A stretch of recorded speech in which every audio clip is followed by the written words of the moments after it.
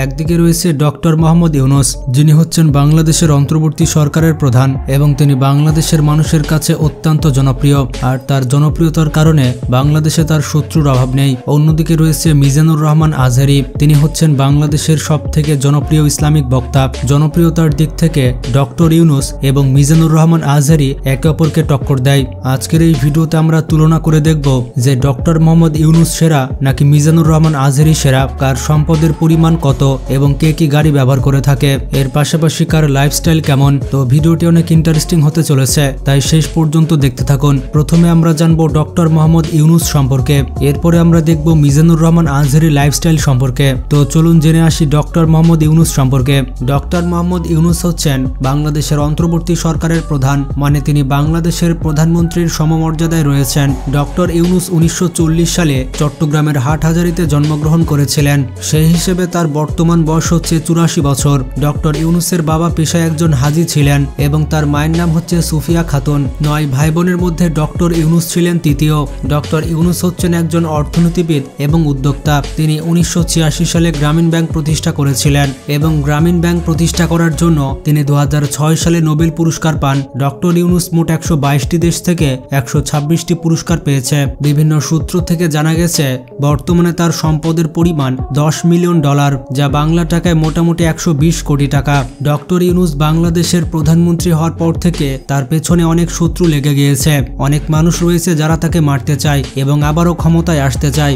Doctor Mohammad ইউনূসকে বর্তমানে সুরক্ষা দিচ্ছে SSF, স্পেশাল সিকিউরিটি ফোর্সের সদস্যরা সবসময় তাকে সুরক্ষা দিয়ে যাচ্ছে। তারা যে সকল অস্ত্র ব্যবহার করে থাকে সেগুলো খুবই উন্নত মানের। সাধারণত সেনাবাহিনীর অফিসার এমনকি নৌবাহিনীর অফিসারও এসব অস্ত্র চালাতে পারে না। স্পেশাল সিকিউরিটি ফোর্স তাদের যাত্রা শুরু করেছিল 1982 সালে।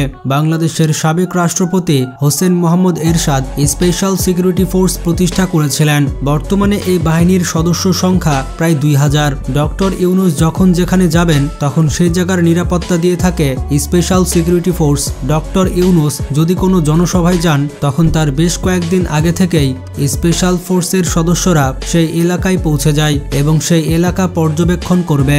যদি স্পেশাল সিকিউরিটি ফোর্সের মনে হয় কোনো ব্যক্তি মোহাম্মদ ইউনূসের উপর আক্রমণ করতে পারে, তখন SSF এর সদস্যরা শত্রুপক্ষ কিছু বুঝে ওঠার আগেই তার উপর আক্রমণ করে ধরাশায়ী করে ফেলবে। কোনো ব্যক্তিকে শুট করার জন্য SSF এর কোনো পারমিশনের প্রয়োজন হয় না। ডক্টর ইউনূসের সুরক্ষা ব্যবস্থার অন্যতম মাধ্যম হচ্ছে গাড়ি। বর্তমানে তিনি ব্যবহার করছেন মার্সিডিজ S650 গার্ড। পৃথিবীর অন্য সকল দেশ প্রধান যেমন কিম জং উন এবং ভ্লাদিমির পুতিন এই গাড়িটি ব্যবহার করে থাকে।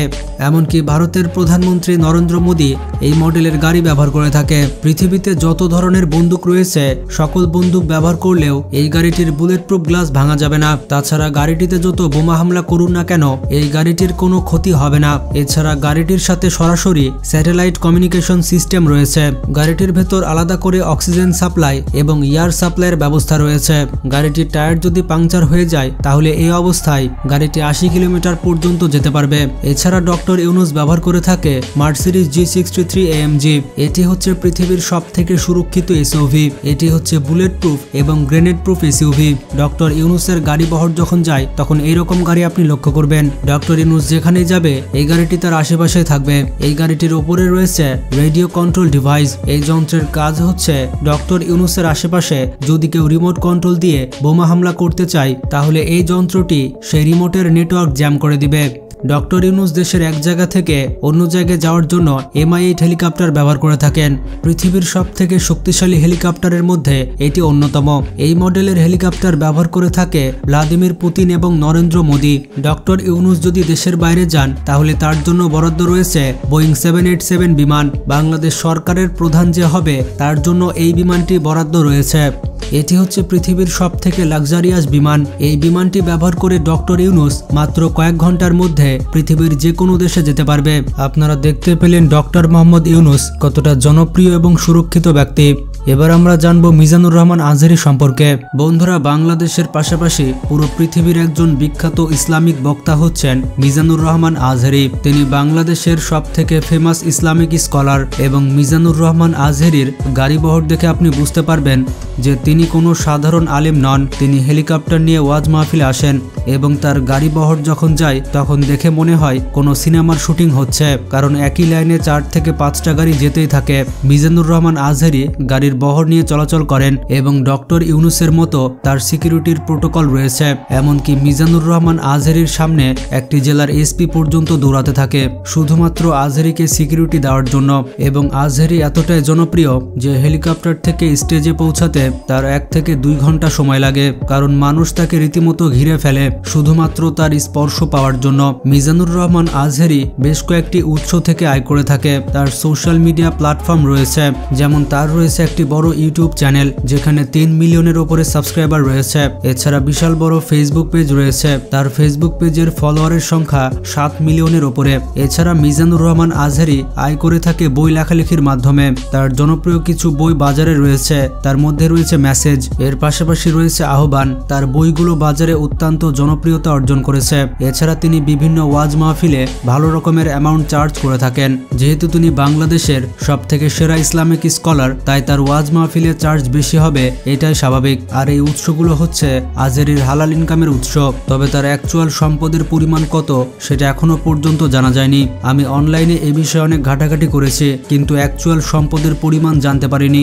গত 50 বছর তো দেখেছি এ ডিসইউনিটি, অনৈক্য, বিভেদ, বিচ্ছিন্নতা আমাদেরকে কোথায় নিয়ে গিয়েছে। বন্ধুরা, শুধুমাত্র 2019 সালে মিজানুর রহমান আজহারী 15,000 ওয়াজ মাহফিলের দাওয়াত পেয়েছিলেন।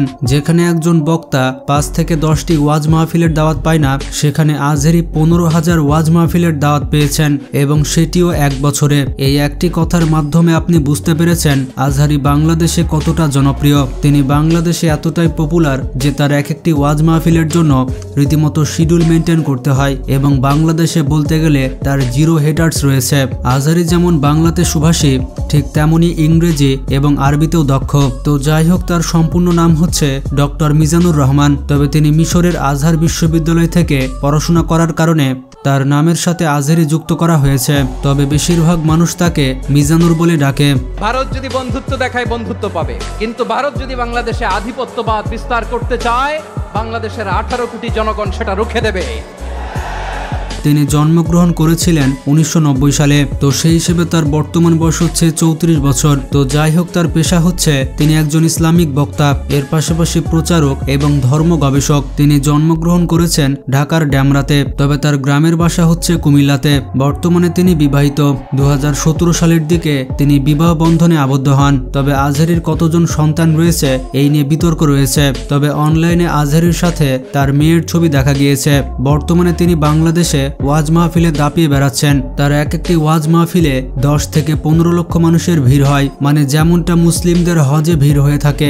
আমাদের প্রতিবেশী দেশকে বলতে চাই, আমাদের দেশ নিয়ে আপনাদের ভাবার দরকার নাই। নিজের চরকায় তেল দেন, নিজের দেশ নিয়ে ভাবেন। বন্ধুরা, ছোটবেলা থেকেই আজহারী অনেক বুদ্ধিমান ছিলেন। 2004 সালে দাখিল বা আমরা যাকে এসএসসি সমমানের পরীক্ষা বলি, সেই পরীক্ষায় আজহারী জিপিএ 5 পেয়েছিলেন। এরপর 2006 সালে তিনি কামিল পাশ করেন। এই পরীক্ষায় আজহারী গোল্ডেন পেয়েছিল। এই পরীক্ষায় গোল্ডেন জিপিএ 5 পেয়ে আজহারী মাদ্রাসা শিক্ষা বোর্ডে ট্যালেন্টে জায়গা করে নেয়। 2007 সালে ইসলামিক ফাউন্ডেশন কর্তৃক মিশর সরকার শিক্ষাবৃত্তি পরীক্ষায় হাজার হাজার কওমি এবং মাদ্রাসা ছাত্রদের মধ্যে প্রথম স্থান অর্জন করে মিজানুর রহমান আজহারী। ভারত যদি বন্ধুত্ব উপহার দেয়, আমরাও বন্ধুত্ব দিব। কি বলেন? তারা যদি বন্ধুসুলভ আচরণ করে, আমরাও বন্ধুত্ব উপহার দেব। কারণ আমাদের পররাষ্ট্র নীতি হচ্ছে সবার সাথে বন্ধুত্ব, কারো সাথে বৈরিতা নয়। আলহামদুলিল্লাহ বলেন।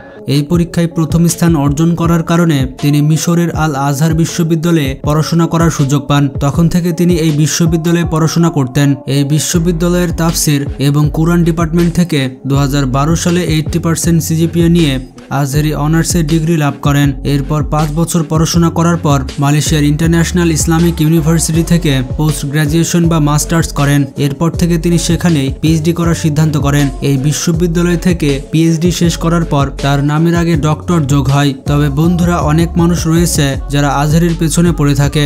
আমার মনে হয় যারা আজহারিকে সহ্য করতে পারে না তাদের ইসলাম সম্পর্কে খুবই কম জ্ঞান রয়েছে।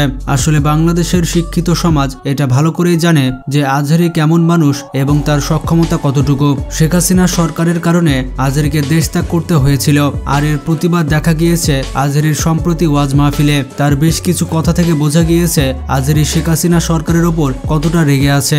তাহলে এই যে তারা বলেছে এদেশে সংখ্যালঘুরা কষ্টে আছে, দুঃখে আছে, এটা কি ঠিক? বলেন, এটা কি ঠিক? না, তারা ডিস ইনফরমেশন শেয়ার করেছে, এটা ঠিক নয়। আমার প্রতিবেশী বন্ধু রাষ্ট্রকে বলবো আপনারা এটা করবেন না, এটা করবেন না। আমরা শান্তিতে আছি, আপনারাও শান্তিতে থাকেন। তার বিভিন্ন ওয়াজ মাহফিলে হাসিনা সরকারকে আচ্ছা করে ধরায় দিচ্ছেন আজহারি। আজহারি বলেছেন শেখ হাসিনা যখন ক্ষমতায় ছিল তখন ওয়াজ মাহফিল করার জন্য বেশ কয়েকবার অনুমতি চাওয়া হয়েছে, কিন্তু আজহারিকে একবারও অনুমতি দেওয়া হয়নি। বন্ধুরা, একটি ইন্টারেস্টিং ফ্যাক্ট হচ্ছে আজহারি যখন ইউটিউব চ্যানেল খুলেছিলেন তখন বিশ্ব রেকর্ড করে ফেলেছিলেন। আসলে ইউটিউব চ্যানেলটি ক্রিয়েট করার আগে তিনি তার ফেসবুক পেজে বলেছিলেন যে আমি একটি ইউটিউব চ্যানেল খুলছি, আপনারা সেখানে সাবস্ক্রাইব করুন। তো আজহারি যখন তার নতুন ইউটিউব চ্যানেল খুলেছিল তখন কোনো ভিডিও ছাড়ার আগে সেই চ্যানেলে 1 লক্ষ সাবস্ক্রাইবার হয়ে যায় এবং মিজানুর রহমান আজহারির 1 মিলিয়ন সাবস্ক্রাইবার হয়ে যায় মাত্র 17 দিনে। পুরো দক্ষিণ এশিয়াতে আর কারো রেকর্ড নেই যে মাত্র 17 দিনে 1 মিলিয়ন সাবস্ক্রাইবার অর্জন করার। আল্লাহ বললেন, ও গোলামেরা শোনো, ওয়াতাসিমু বিহাবিলিল্লাহি জামিআ, ও আমার গোলামেরা সবাই মিলে আল্লাহর রশিকে আঁকড়ে ধরো। আল্লাহর রশি হলো ইসলাম, আল্লাহর রশি হলো কোরআন। আল্লাহ বললেন কোরআনকে আঁকড়ে ধরো, ইসলামকে আঁকড়ে ধরো। একা একা আঁকড়ে ধরলে চলবে না, জামিয়া, সবাই মিলে আঁকড়ে ধরো। এই আদেশটা আমাদের জন্য দান করেছেন কে? মিজানুর রহমান আজহারির পরে আছে সালমান খান। সালমান খান 1 মিলিয়ন সাবস্ক্রাইবার অর্জন করেছিল প্রায় 21 দিনের মাথায়, আর মিজানুর রহমান আজহারির 1 লক্ষ সাবস্ক্রাইবার হয়েছিল একদিনে। এইরকম রেকর্ড বাংলাদেশে আর কেউ করতে পারবে বলে আমার মনে হয় না। আজহারি তার এই ইউটিউব চ্যানেলের মাধ্যমে ইসলামের সঠিক বিষয়গুলো তুলে ধরছেন। মিজানুর রহমান আজহারি প্রতিনিয়ত চেষ্টা করছে বাংলাদেশের মানুষদের ইসলামের সঠিক জ্ঞান প্রদান করতে এবং সুন্দর সমাজ গড়তে যেখানে মানুষ সুশৃঙ্খলভাবে বসবাস করবে। তো মিজানুর রহমান আজহারি এবং ডক্টর ইউনুসের মধ্যে কে সেরা তা আপনারা কমেন্ট করে জানান। ভিডিওটি ভালো লাগলে বেশি বেশি শেয়ার করতে পারেন। আজকে পর্যন্তই, ভালো থাকবেন, আল্লাহ হাফেজ।